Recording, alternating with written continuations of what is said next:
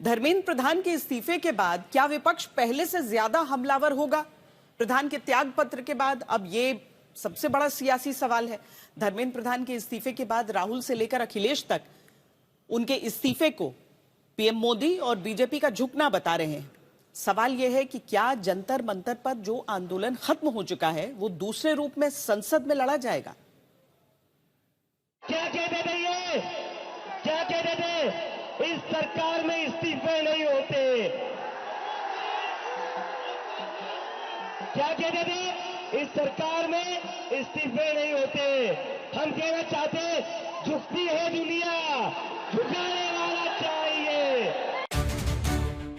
धर्मेंद्र प्रधान के इस्तीफे के बाद अब सवाल है कि क्या यह मुद्दा ठंडा पड़ जाएगा या फिर सरकार के लिए सियासी मैदान में भी आगे बड़ी लड़ाई लड़ने की चुनौती रहेगी। इस सवाल पर सबसे बड़ा संकेत लोकसभा में नेता विपक्ष राहुल गांधी देते हैं। ये जो हमारे स्टूडेंट्स हैं, इनकी विक्ट्री है, इनकी जीत है। जो हिंदुस्तान का फ्यूचर है,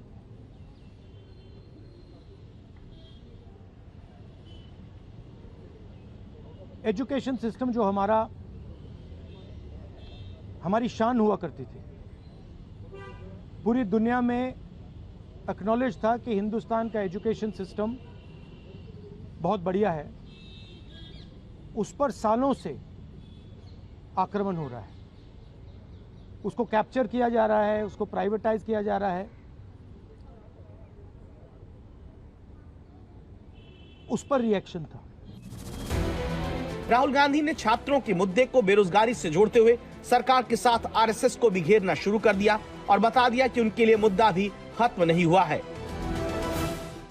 प्रधान एक सिंबल है, करप्शन का सिंबल, एजुकेशन सिस्टम के डिस्ट्रक्शन का सिंबल, इनकॉम्पिटेंस का सिंबल। उसको तो जाना ही था और अच्छा है कि वो गया। बट अब कॉन्क्रीट स्टेप्स एजुकेशन सिस्टम को बदलने की सरकार को लेने पड़ेंगे। बहुत बड़ा मुद्दा है आरएसएस का जो कैप्चर है हिंदुस्तान के सिस्टम पर, एजुकेशन सिस्टम पर। अगर मोदी जी की गलती है तो उतनी ही गलती आरएसएस की है। इसके बाद राहुल गांधी ने अपनी दो मांगे रखी। बताया कि संसद में इस मामले में प्रधानमंत्री मोदी तक पर हमले करते रहेंगे। मेन ऑपरेटर हैं सिस्टम के नरेंद्र मोदी जी, उनको हिंदुस्तान के स्टूडेंट्स से अपोलोजाइज करना चाहिए। तो कॉकरोच जनता पार्टी ने भले ही अपना आंदोलन खत्म करने का ऐलान कर दिया हो, लेकिन इसने विपक्ष को ताकत देने का काम किया है, जिससे लगने लगा है कि सरकार को झुकाया जा सकता है। ये युवाओं की और आज के जमाने के इंटरनेट और सोशल मीडिया के माध्यम से और सड़कों पर जो आंदोलन फैला, उसकी वजह से अंततः भारतीय जनता पार्टी जो विश्व की सबसे बड़ी पार्टी है, जिनके पास न जाने कितने संगी साथी अंडरग्राउंड अनरजिस्टर्ड लोग हैं, उनको भी झुकना पड़ गया है। ये युवाओं की बड़ी जीत है। लेकिन इससे सभी पॉलिटिकल पार्टी के लोगों को ये सबक लेना चाहिए कि हमारे आने वाले समय में जो परीक्षाएं हों, उनको ठोस बना करके ही कोई पेपर लीक ना हो और युवाओं को रोजगार और नौकरी के लिए रास्ते खोलने। अखिलेश यादव को 2027 में बदलाव के लिहाज से छात्रों के आंदोलन में सरकार का झुकना शुभ संकेत लगने लगा है, जिससे ये सवाल और मजबूत होता है, क्या ये लड़ाई एक इस्तीफे पर ही जाकर खत्म हुई है या आगे और लंबी चलेगी। I believe that this is a victory for the youth of India. I am so proud of each one of them who has gone and stood there. They have done it exactly in the way that Mahatma Gandhi taught us. They have done it non-violently. Pellet guns were fired at them. Tear gas was fired at them. They were beaten with lathis. They had injuries, serious injuries, but they did not bend. The government had to bend to their will. तो विपक्ष का सारा जोर नौजवानों को बधाई देने के बाद ये बात बार बार दोहराने में लग गया है कि सरकार और बीजेपी को तो जनता ने आंदोलन करके झुका दिया। आप सबको बहुत बहुत बहुत बधाई। हमारे देश के युवाओं को, जेनजी को बहुत बधाई। बहुत खुशी की बात है, आप लोगों का संघर्ष रंग लाया। धर्मेंद्र प्रधान को अल्टीमेटली इस्तीफा देना पड़ा। ये पूरी डेमोक्रेसी की बहुत बड़ी जीत है। हमारे देश में लोगों का जनतंत्र से भरोसा ही उठ गया था। लोगों को लगने लगा था कि सरकारें सुनती नहीं है। जनता सरकारों के सामने चिल्लाती रहती थी, गिड़गिड़ाती रहती थी। हर चीज के लिए हम सरकार को हाथ जोड़ते रहते थे, पैर पकड़ते। सरकारें कभी सुनती नहीं थी। इतना बड़ा संघर्ष हुआ और अल्टीमेटली सरकार के अहंकार को झुकना पड़ा, जनता के सामने झुकना पड़ा। ये बहुत बड़ी जीत है, पूरे जनतंत्र की जीत है, डेमोक्रेसी की जीत है। छात्रों की जीत बताने के साथ अब धीमे धीमे ही सही इसका श्रेय लेने की भी होड़ शुरू होने लगी।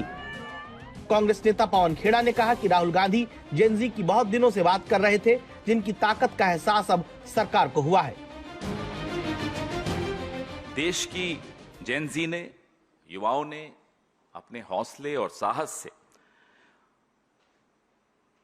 एक बहुत ही घमंडी सरकार के घमंड को चूर चूर कर दिया।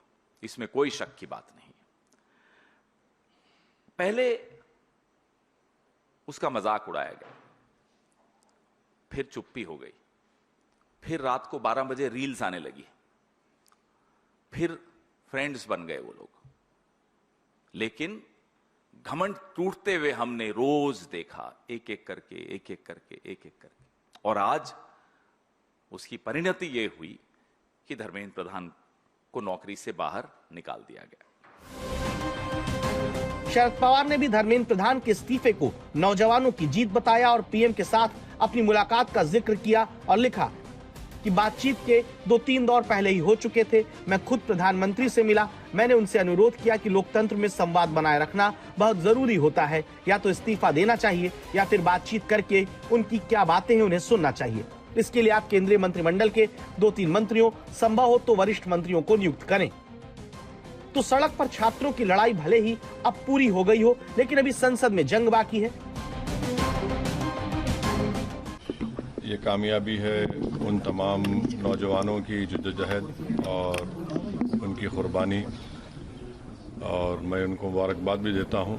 और आज का जो तब्दीली पैदा हुई है वो इस बात की तरफ इशारा देता है कि मोदी सरकार अगर ये समझ रही है कि वो जो चाहे कर सकती है, चाहे बुलडोज़र से घर तोड़ सकती है या फिर किसी को दबा सकती है, तो इस आंदोलन ने इस बात का उनको खुला पैगाम दे दिया है कि अब तानाशाही नहीं चलेगी।